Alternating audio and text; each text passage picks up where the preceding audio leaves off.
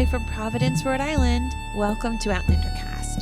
It's a podcast dedicated to the show Outlander on Stars. Sing me a song of a lass that is gone. Say, could that lass be I? Mary of soul, she sailed on a day over the sea to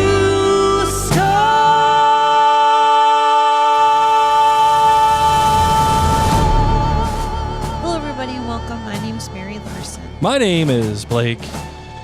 I gotta tell you, Mary, I'm a little disappointed that we haven't gotten this version of the song yet in the show. I wonder if they're gonna save it for the finale. What do you think? I mean, I don't know. They might just keep the Sinead one up through the rest of the season, you know, as kind of a tribute to her. That's fair. That's But fair. on the flip side, But then why release it? yeah, I can see finale. You know what I'm saying? Like, why release it? It just doesn't make sense to me. I don't know. Finale would be it. Yeah, if there's going to be one thing, it's going to be that. All right, everybody, just wanted to say thank you for listening, and make sure you subscribe to us if you haven't already. And if you haven't, then what are we doing here? You're missing out. So subscribe to the show when you can on any of the platforms that you so desire. And of course, thank you to all of you at jointhenerdclan.com for being part of our community, getting all the great stuff, and making this podcast and all of the podcasts that we do possible. So that is that. All right, Marvin, do you have an opening take for today's episode before we release the hounds? No, I don't. Okay. Yeah. I do. My opening take, I feel bad for Sophie Skelton. I feel bad. Because of her bangs?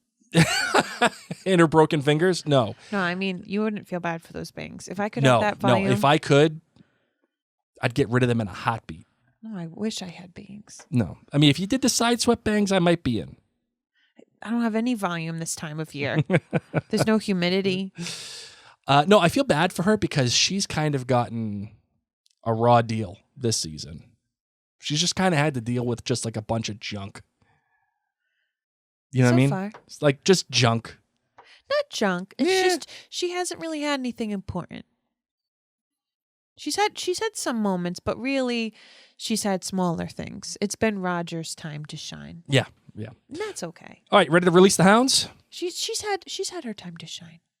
Well, 7A, I think she shined pretty well. Yes. Yeah, that's why I'm saying, like, for us, for you especially, to have your Roger moment this season, I think it's worth it. It's not a moment. It's All right, more of like a... Let's release the hounds. Let's do it. All right.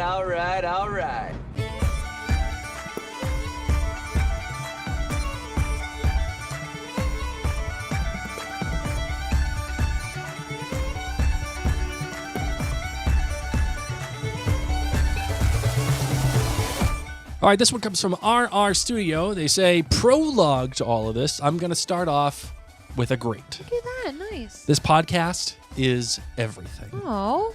It's going to really suck when this series goes dark again. I can't believe I'm saying this bad. Diana Gabaldon wrote this one. Maybe they were too intimidated to edit out some of her clunkers and grateful that she wrote one.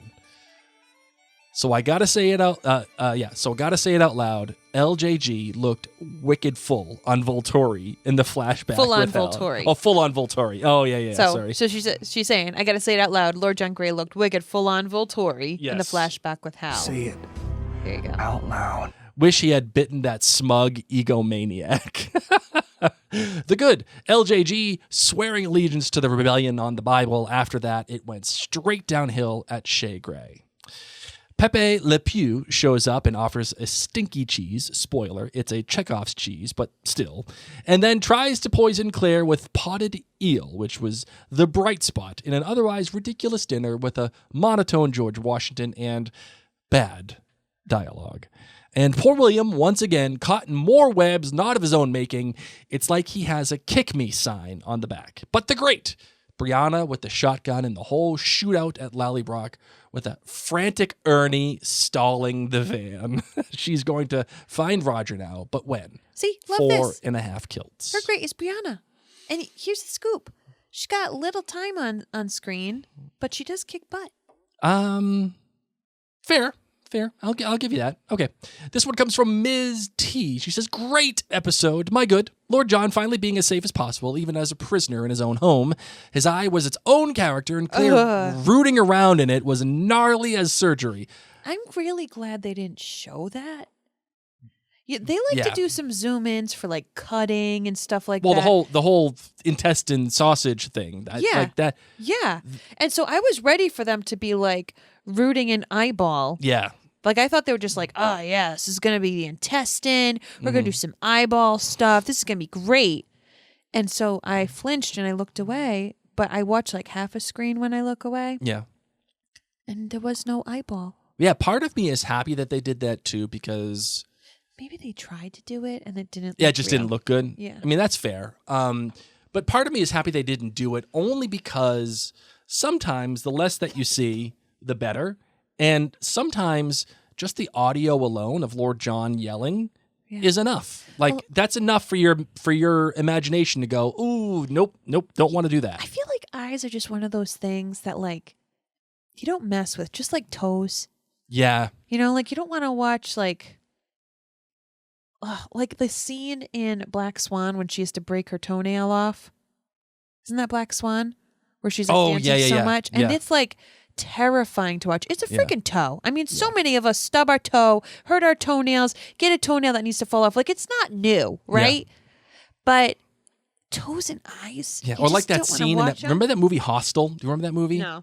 It's the one where the kids go to this hostel and they get hunted down. Oh, there's the scene at the end where like this girl's being like tortured, and she like comes out of the torture chamber and her eye is just hanging out. Yeah. And like they have to cut it off. Yeah, it's these little things. It's like, you just can't go there. You just can't. And I wonder if the prosthetic people tried. Yeah. I wonder if they were like, all right, let's do our best. Yeah. And see how it goes. I think it's worth a try. Yeah, so I bet you they tried. And then they were like, man, no. They just couldn't get it to work. No thanks. You know what mine is? Like the thing that you don't mess with? Adam's apple. Don't mess with my Adam's apple. Don't touch it. Don't look at it. Just leave it. I feel like that is the most vulnerable part of my body. I used to do something really bad to Adam's apples. What? They kind of weird me out. Yeah. And like, what is it? I don't know. Like, what is it? Don't worry about it. It's there. So when it has a function, I don't know what it is. So when my friends started to get Adam's apples, you know, because not like kindergarten boys don't have Adam's apples, you know. So as the pubescent and puberty took over, and then they started to have Adam's apples. I was so weirded out by them, and I like thought they were so funny. He would flick them. Oh God! Oh no! Oh no! I would not do that now. Don't. But I was like, that's so weird. Bing. Like I understand. Like I'm sure for most people they don't care, but for me that is such an irrational, stupid. Like, I don't even like thinking about. They reacted pretty shocked. I mean, because I was like, why is this growing on you? Bing. I don't even like touching my Adam's apple. Listen, it's weird. I touched way too many Adam's apples when I was 15. Okay, go back to our friend Ms. T. All right, Ms. T says the bad. I have two. Bree contemplating. You didn't finish the good. Oh, I didn't? No. Oh, yeah. Stopped after rooting around for the eyeball. Sorry. The remainder of her good was, but his stepbrother coming in clutch for the safety of his son was everything. My bad. I have two. Bree contemplating going through the stones is frustrating since supposedly it's such a brutal experience. Being a single, in quotations, mom with two children doesn't seem any safer 200 years into the past than her current situation. It makes going through the stones less perilous when you can board it like a jet. My second bad is as soon as I saw the flag being handed to Claire, I knew but hoped they wouldn't mention Betsy Ross suggesting a 5-point star. Outlander is becoming that annoying coworker. just to tell you how they know everything. I guess I'm glad Claire wasn't invited to sew flags with Betsy Ross herself. Claire's busy. She's busy sewing people up. Absolutely. Oh, 100%. It's like, how many things can we tie ourselves to and mention in this show? You already know my feelings with the whole historical aspect of it. All right, my great. Jamie and William being the principled men we love. Jamie wears a heavy hat, knowing the value of the lives put in his charge, and I'm glad the show took some time to reiterate that. Although, sorry for the two unnamed red shirt soldiers. William two named. Oh, two names, sorry. Red shirt soldiers. William automatically making a safe space for Jane, and Fanny shows his kindness and honor. I appreciate that they continue to show us instead of tell us about this father-son duo. Yeah, those red shirts, total log carriers. No, they're not. Oh, they're such log carriers. It's important. It's important for you to Oh, I agree. It's important anytime, Mary, that whenever you have like log carriers or like you have random like henchmen, that you give them something other than just like, I'm a henchman. Like they have to have some sort of like,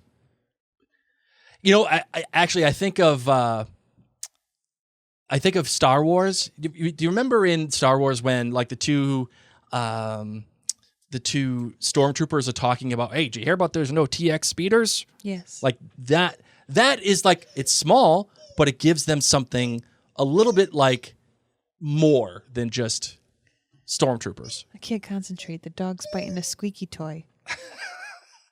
Butterbeer.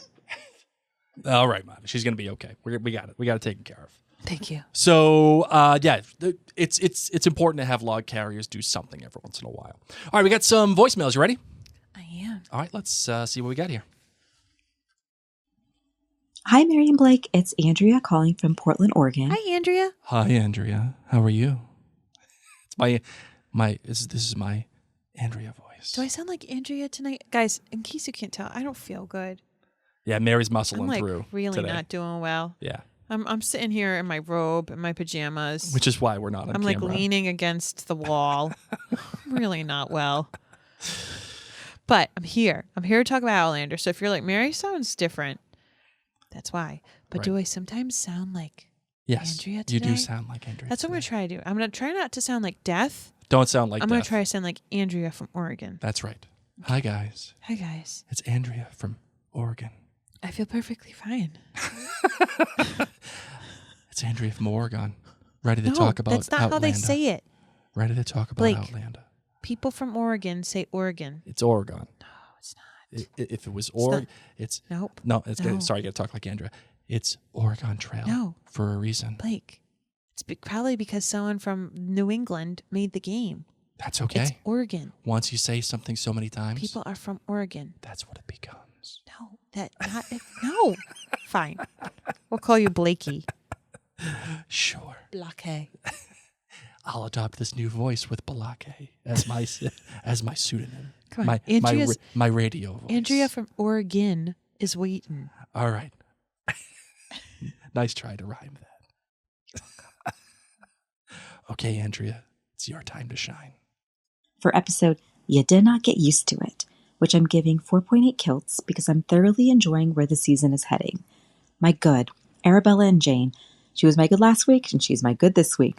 I love her love for her sister and thinks she's just magic on screen, and especially with William.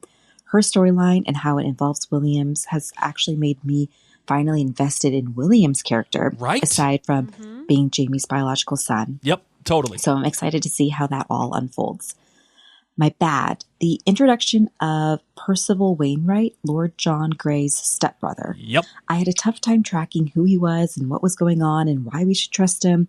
And I could see it being thrown on us as if we're, experiencing it from Claire's point of view. But given Lord John's seemingly disdain for him, it made me hard to just jump on this "we can trust him" bandwagon. Mm-hmm. And I'm a book reader, so saying that I was having a trouble tracking who was who and what was going on. I just could only imagine what it might be for somebody who might not have some context to his character. Great. The conversation with Jamie and Claire about being in charge of 300 soldiers and the weight from the responsibility that bears on Jamie. It shows Jamie's character, but also perfectly sets up his reasoning for not being able to help William. An extremely tough choice to choose between. Thanks so much, Mary and Blake. Wishing you a wonderful holiday season and Happy New Year. You know one of the things that kills me is Jamie's so concerned about all these people. Yeah, except for his own kid. Except for John. And John, good point. Oh, I can't sleep. There's all these people. But like... His best friend. Yeah. Screw that guy. Sorry, screw that guy.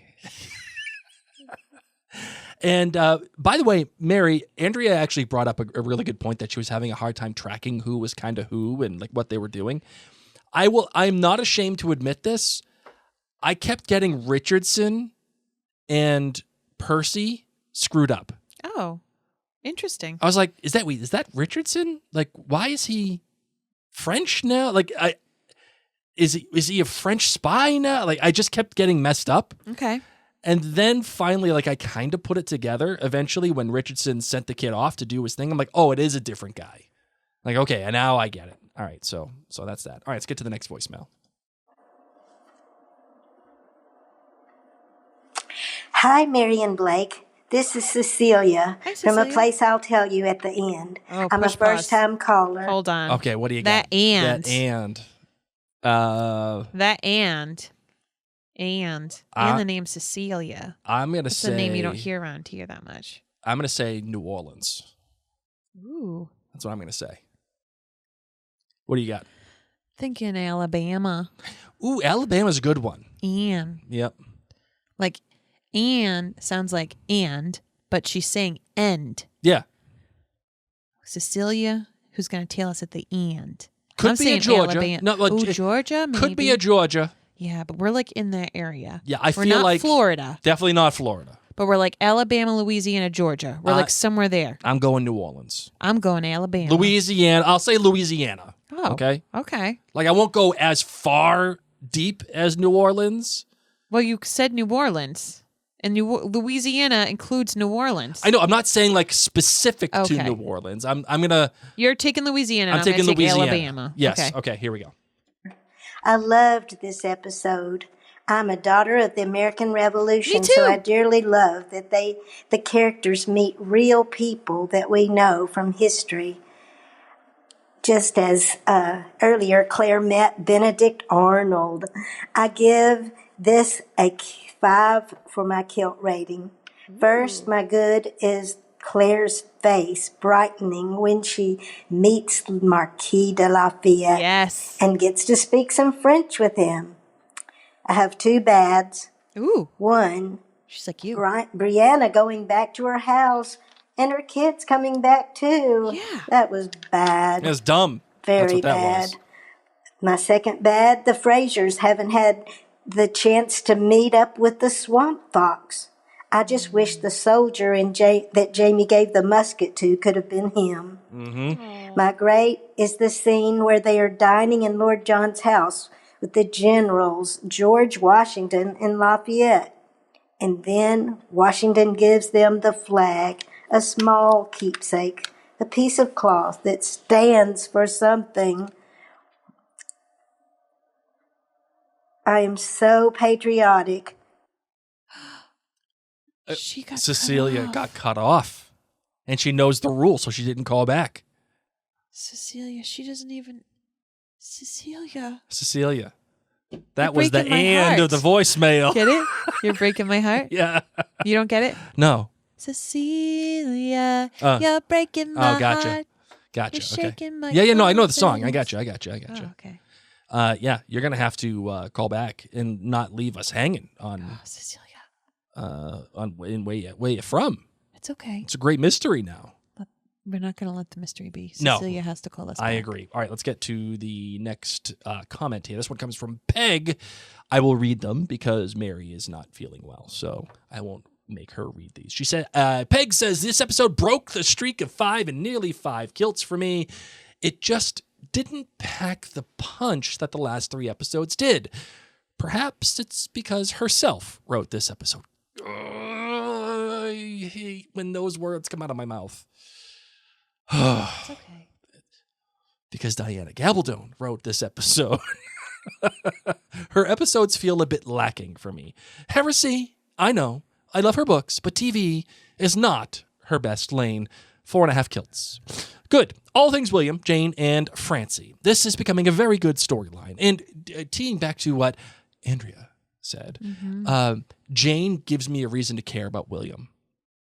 And I think Andrea said it much more succinctly and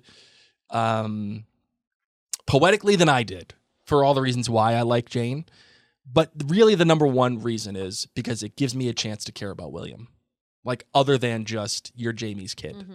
And that's why I'm supposed to like you. Yeah. Totally agree. Bad. Bree is a crack shot with a rifle. She could have hit the broadside of a Lallybroch with that shotgun, but missed twice firing at her intruders. Not realistic. Shotguns just shoot the stuff everywhere. Yeah, they shoot they have shells, and then the shells explode and pellets go everywhere. Yeah. And they're not... Those guys are lucky that they're not hit because... She was at a fairly reasonable distance. Yeah, and she's a good shot. But you're right, Mary. I think the shotgun itself... Listen, the story needs it to be what it is, so that's what happened. The great Lord John, yet again, he is carrying this half of the season. This episode shows his calm, take-control demeanor from his interaction with Hal to learning of William's impending kidnapping and knowing how to save him. Now, go save our son. Claire continues her unreliable narration about herself. Of course I said no to spying on Hal and John. Well, she did. She did say, of course. She did say no. I continue to really enjoy the moments we have with Ian and Rachel. Getting to know them as a couple has been very Outlander-ish. Only 2 episodes to go, I'm already starting to stress about the upcoming Droughtlander. Donna says, "Hi, clan. I'm giving this episode 4.5 kilts. I love Diana and have been a die-hard fan since discovering the show, Outlander cast, and the books during the COVID lockdown. Yay. My good, Bree. Annie, get your gun." Yes. Remember, this is Bree who watched Stephen Bonnet die and the girl who is a good shot. Yep. And the punch in the face, ding, my bad. 2 things. First, the nastiness of the officer that William delivered the message to. Maybe Diana wrote it, but it played poorly and seemed contrived on screen. Come on now, slovenliness. He didn't look that bad, except he was missing his gorget. The way it sounded, you would have thought William was all unbuttoned with horse dung on his coat. And 2, I'm saddened that Fanny is so beautiful and speaks so well. Sorry, book readers, you know why. I'm sure it's all been cut out for time, but my great, so many. Everything William and Jane, just fantastic acting. The dove for Rachel and Ian with his da at his back, and LJG and Percy. Yikes! A man who had the right to touch me. Ugh! I am dying. And Jamie, go save our son. But I am still going to act like an arse to you. So good, and a cliffhanger as well. Yes, yes, yes. All right, let's do some more voicemails. Here we go. The writing process works. And as a bonus, she said the title of... Hi, this is Kirsten calling with my feedback for Outlander Season 7, Episode 14. When you see Diana's name in the credits, you know it's going to be a good one. And on her Facebook page, she gave some fascinating insight on how the TV writing process works. And as a bonus, she said the title of Book 10 is going to come out this year. My good. We had a flashback with Hal. We learned a little bit more about Lord John. He's a very principled man, even if his principles are wrong. But we found him. We fixed his eye. It was great. My bad. Leaning a little too hard into those historical figures and introducing a bunch of new characters. We only have 2 episodes left in this season and only 1 season of the show left after that. I think it might be doing a little too much with not enough time. And my great William, again, I'm so surprised, but I really enjoyed the stuff they showed with Jane and her sister, who was adorable. And I love the setup that they're doing for what's to come. Mary, your thoughts on all the new characters being introduced, even though we're so late in the game on this season and really in the show? You know, it's interesting because they partially thought this was going to be their last season. Mm-hmm. So, I think a lot of this is for book readers, but also we are getting season 8. And so some of these people you may see, some of you may not. Mm-hmm. You're just going to have to wait and find out. I'm okay with it. I'm really okay with it. I think that the characters who we've been introduced to are serving a big purpose. Yeah. Just like we've talked about multiple times, how Jane and Fanny are helping you appreciate and love William in different ways. Yeah. I've heard a lot of people say, well, they thought this was going to be their last season. But there comes a time when they realize that it's not their last season. And it's like, okay. Thank God it's not. Figure it out. God it's not. I love this show. I don't want to make that excuse. We thought it might have been our last season. No, figure it out. I don't know. Just Susan Sullivan wrote, her good was Jamie getting right to Miss Fig's honey-do list just in time for the VIP dinner, complete with presentation of the flag. More good, Brianna upgrading her weaponry from cookware to firearms. And the great Jamie reviewing the troops, looking so amazing in uniform and without words, showing the weight of responsibility he feels for his troops. Bad, just because I want more, Hal and Lord John Grey. 4.9 kilts gives Susan. What's interesting? Mm-hmm. Is when Brianna was talking to Fiona, and Fiona was like, are you sure you're going back? And Brianna was like, yeah, I got a gun. It was weird because I was like, that's a totally normal thing for people to say here in the U.S. Sure. Oh, yeah. Yeah. And how, it's part of people's rights here. Blake and I will just be transparent. We don't own guns. Yeah. But we have friends who do, we have neighbors who do. It's a thing here that there are people who would just be like, oh yeah, no, I've got a gun. And great. That's great for you. It's, I wouldn't say great. I'm not against. Well, no, I mean, that's great for you. But I'm saying that's your choice. You do you. Good for you. Not for us. So, but I say this because when Brianna said it, in the show, it just made me think about how it's a different type of weapon when it's in a different country where they don't have handgun law. You know what I mean? Sure. It's where they do have those kind of laws. So it makes sense that, and also this is Brianna and she was raised differently. But she would need to have this hunting gun. Right. Interesting. Very good point. Because if someone said that in the U.S., it'd be different. It'd be a handgun in their glove box. Yep, absolutely. That you'd be picturing. Yep. If that makes sense. Yeah, you wouldn't be picturing a shotgun in the back of a van. No. Yeah, and it's very interesting. I don't know. You know what I will say too? Susan said that Jamie looks so amazing in uniform, and I agree. He looks great in the blue and gold. He looks good in any uniform. But I was just going to say, he also looked really great in the red, too. He also looks great in a kilt. Yes, he just looks good all the time. He does. Even just flinging friggin' wheat. Yeah. Let's be real. OG Jamie. Flinging wheat. I was thinking that when watching this episode, how far this guy has come. And just having these meetings with George Washington and Lafayette and Lee, and he's this very, very mature, responsible man who's now in charge of all these people. And when we met him, he was flinging wheat. Talking about eating grass, sleeping in stables. Really not thinking he was going to equate to very much in the world. That's true. Good point. And okay with that. Okay with not being a laird. Yep. Yep. Interesting. To see this what was a young man grow into the man that he is now is pretty cool. Yep. You want to read the one from Veronica? Or you want me to do it? You can do it. Okay. This one comes from Veronica. She says, I loved this episode. 4.98. The good was Claire and Lafayette. Eel, cheese. Yes. Claire's smile because our girl gets such a kick out of bumping into these famous dudes and seeing that they are just people. Clumsiness and all. The bad, a couple of phrases not written by Diana, mostly Washington's comment about the dinner not being in the annals of history. Too cute and not a clever meta moment. By the way, Veronica, I totally agree with you. Little too cutesy. The great, I have 3. Everything William, Jane, and Fanny, they are breaking my heart, and I know it will continue.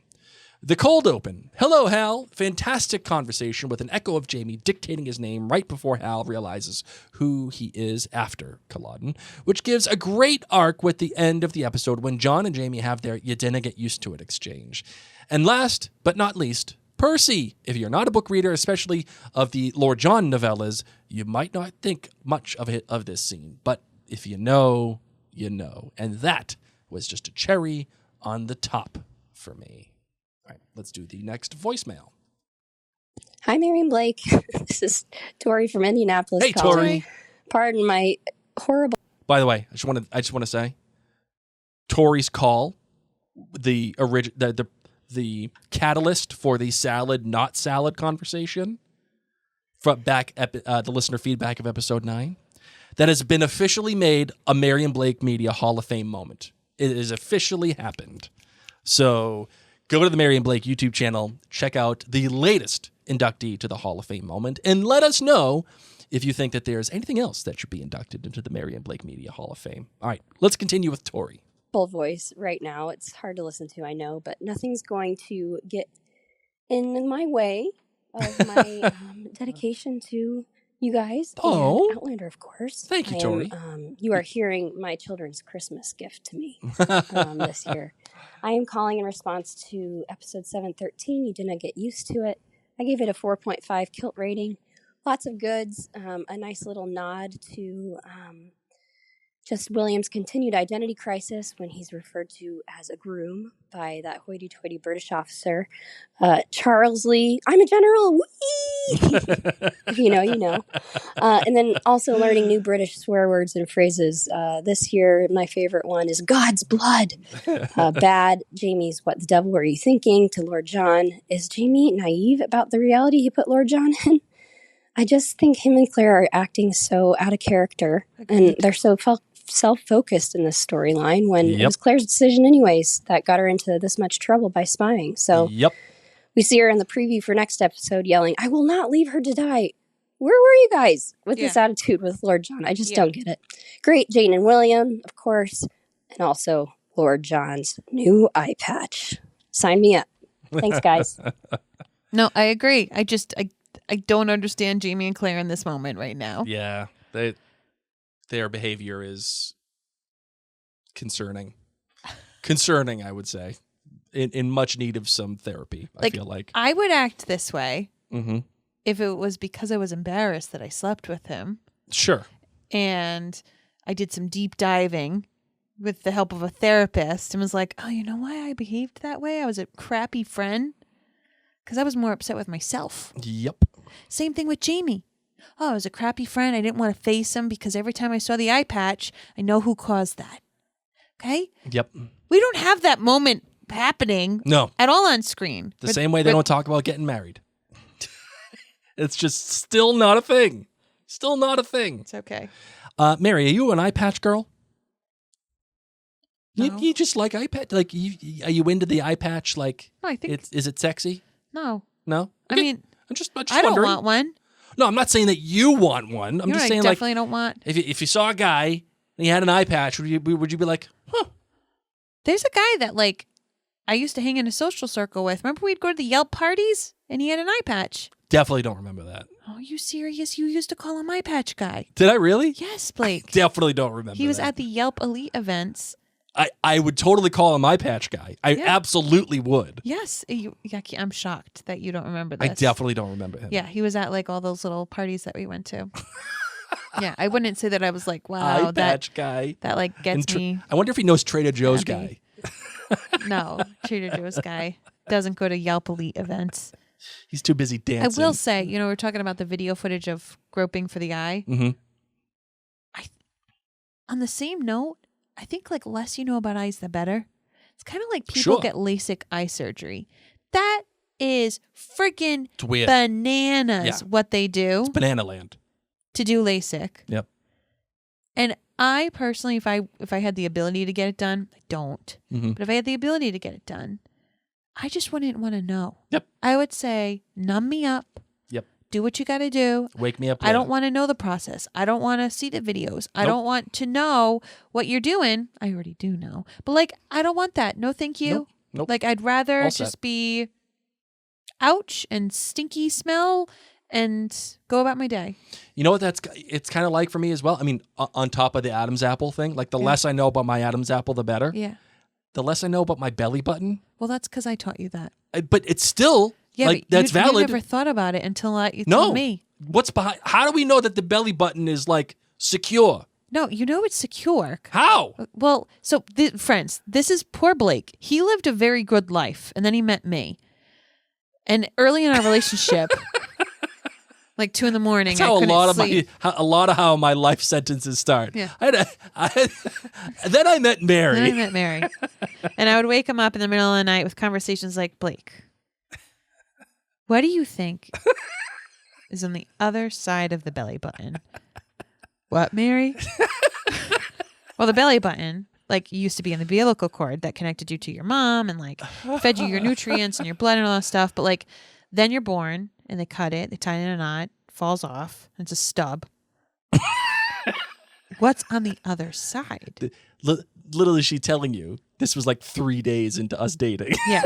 And I'm like, and so I assume it kind of like disintegrates inside a little bit. There's probably like a little nub on the inside. You know, it doesn't catch on your stomach. Yeah, or your but how do you know? But how thick is the nub? Yeah. Because if you poke the hole too hard. Do you just open up?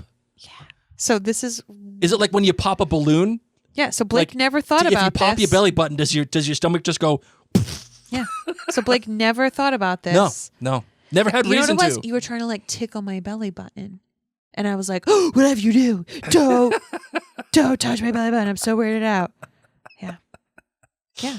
The less I know about the belly button, the better. You're welcome. The less I know about Adam's apples, the better. You're welcome. Just leave them alone. Just leave. They exist, and that's okay. We're done. So like I know there's people who like do surgery and people who like know and have worked on cadavers or for whatever. Yep. They know what's on the other side. That's great for them. Love that for them. My hope is that it's just really thick scar tissue so you can't pop it. All right. You want to get to the next voicemail? Sure. All right. Hi, Mary and Blake. It's Gloria from Salem, Massachusetts. Gloria. Hey, This Salem. is for Outlander episode 14. You said hi, Salem. You didn't get used to it. I did say Salem. I did say Salem. know. What the hell did I just do that for? I don't know. I'm the sick one. The belly button Hi, conversation Salem. just threw you for a loop. You know what? It's too much belly button talk. All right. Sorry. Hi, Gloria. Gloria. Hi, Gloria. Your cousin from Boston. All right. Here we go. I have to give this one 4.2 kilts, which is pretty low for me. They're trying so hard to get so much information in the second half of the season, but it's so rushed at the same time. I bet show watchers are so confused and feel like stuff is missing. Well, that's because there is. I am really enjoying the William, Jane, and Fanny storyline a lot. Fanny is the sweetest. Anyway, I have two goods. The first is Lord John and Percy meeting up again. And once again, show watchers aren't going to fully understand their connection unless you read Lord John's novellas, which I highly recommend. My second good is Claire fixing John's eye. The poor thing. That must have killed. Anything with the eyes and teeth. Gross. I can't do it. Yep.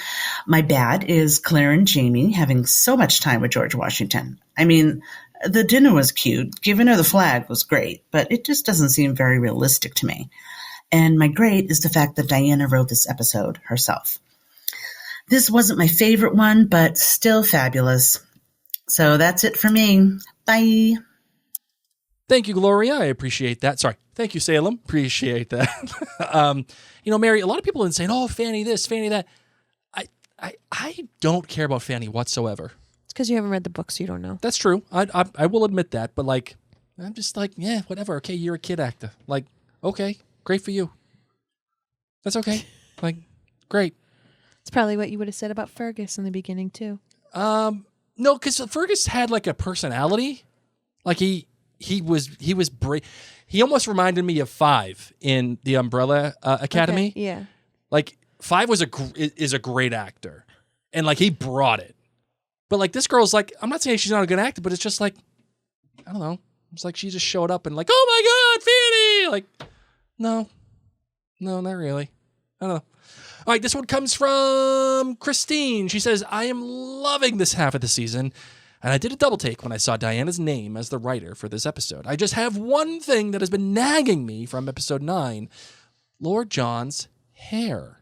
Granted, it's beautiful, and I'm glad it's not powdered and wigged like was customary for the time, but come on!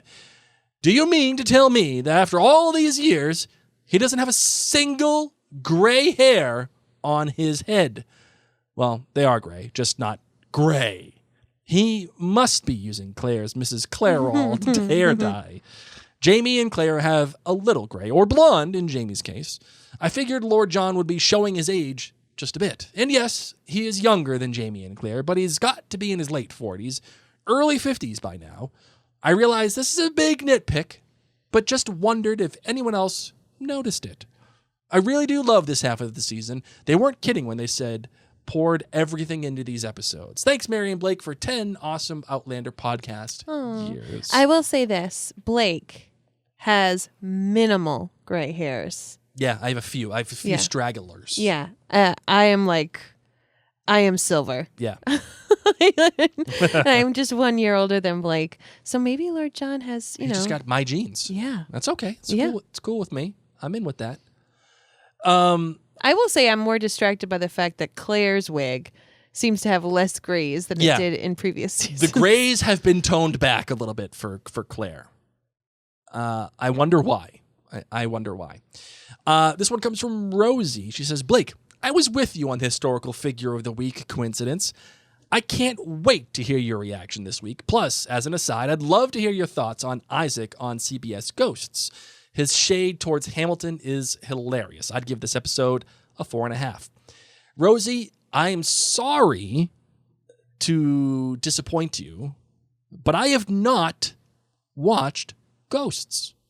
I would actually quite like to because I've heard it's very funny, and I would be very much into. My father-in-law has watched that show, and he and I have like a similar humor, and he says he loves it. So I think once Outlander is finished, that's one of those shows that I'll jump into.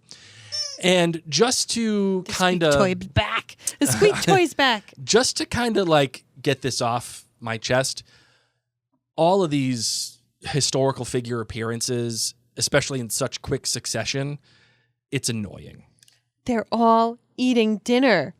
What are you gonna do, man? Super annoying. They're all like with each other. I know. I understand. But it's just like it'd be like someone be like, "Oh my god, I'm so annoyed that like when I see Blake, I sometimes see Mary." No, but see, the reality of the situation is this: reality is no excuse for storytelling. I've said that now many, many times, and it feels like they're inserting these historical figures into the story just because they feel the need to. They don't serve a larger purpose to the narrative. It's a historical fiction. That's its purpose. But you don't have to put those historical figures in there that they interact with them. Like, it's still a historical fiction for season 1. I like it, and many of us like it, Blake. I know. She asked me what my thoughts were. Oh, okay. And I'm saying it. All right. Let's get to the next voicemail. Here we go. Oh, sorry. My computer's doing that thing again. Hold on. Here we go. I don't know okay. Hi, it's Tonya from the land of Frozen. Hello, I hope I'm not the too land late of for Frozen. episode 14. Are we breathing? Only 2 episodes left. And then the last Outlander. I'm not ready. I know. I'm not ready for this to end. Well, Kilt rating 4.4. So my GBG good is when William comes back, then being told he looked like a groom. Just like Jamie. My bad, the eel, well. Yeah. Ugh. Catriona played disgusted really good though. My great, when William tells Jane to be his laundress, then saying how difficult can it be? He might never wash clothes before either, has he? Yep. After Claire was handed that cheese, I wonder if the mold stuff can be used for something. You know, mold, penicillin. Mm-hmm. We'll see. This is what I love about Outlander. Learn so many new things. After Mary's recommendation, I found the essay on iTunes, A Leaf of the Wind of All Hallows. Yay! Excited to read it today, January right. the 4th, on my birthday. Oh, happy birthday. Well, Marian Blake, my Christmas card came and Mid-Hope Castle was beautiful in Christmas wrapping. Thank you for all that you do. Bye. Well, thank you, Tonya, and happy birthday. Yes. That's awesome. And I definitely want you to call us back and let us know your thoughts on that little book or novella, whatever it is. I'm not sure. But definitely let us know your thoughts. Well, she can't spoil it because you haven't read it. No, just like did you like it? Yeah. Did you think it was interesting? Because I have not read it yet, but will it be worth a read? That's, knowing my tastes, what Tonya thinks, I would love to know. Yeah. All right. Let's see. We got some more comments here. This one comes from Nicole. She says, "Hey, Mary and Blake. First up, I just wanted to clarify my GBGs on the previous episode. While my good was Ian and Rachel's wedding night, my bad was the actual wedding ceremony. I hope that's cleared up the confusion." Yes, actually, it does, Nicole. Thank you so much. Anyway, my kilt rating for this episode was 4.7. Diana wrote this one, so I was really looking forward to it. While I loved her dialogue, I felt they tried to squeeze so much in and then wasted crucial screen time with the dinner party and a second love scene between Ian and Rachel. My good, the shootout with the intruders at Lallybroch, though I would have liked to have seen the scene developed a bit more, as it felt very rushed. Despite this, I thought the Sophie Bree did a good job with the shooting and the punching the bloke who was trying to get into the van. She was also very convincing interrogating Rob Cameron. The Fraser menace was very much evident here. My bad, the dinner party with Washington and other generals and the whole business with the flag and the toasts, it just seemed a bit forced to me. Although I appreciate it was necessary to introduce General Lee. I did enjoy Clear's reaction to the jellied eel, though. And my great, every scene between William and Jane, their chemistry is evident, and the young girl that plays Fanny was very good too. See, here we go with the Fanny thing again. The scene where she kisses William's hand in gratitude was so very touching and creates an instant bond between the three. William's desire to protect them both demonstrates yet another similarity to Jamie, but also the influence of Lord John. Ooh, I like that take. Good take. Agreed. All right, we have one last one. This is an email from Charlotte. She says, "Hi, Mary and Blake. I'm writing regarding your last feedback episode and the assumption that Lord John and William were slave owners because they owned a plantation in Virginia. First of all, though plantation today has understandable connection with slavery, its original meaning is simply 500 to a 1,000 acre property used for one or maybe two cash crops, as opposed to a regular farm. In the book, their plantation grows tobacco and uses hired hands.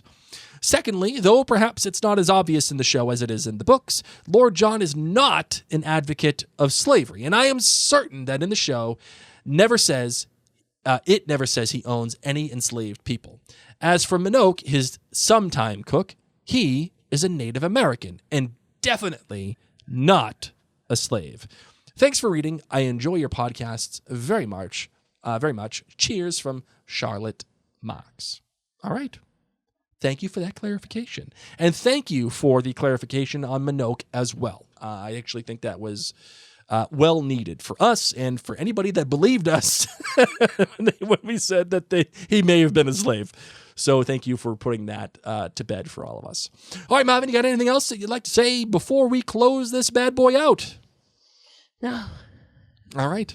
That's it. Falling. Yeah, Mary's cooked. She's done. Yeah. We're done. All right. All right, everybody. Let's close it out.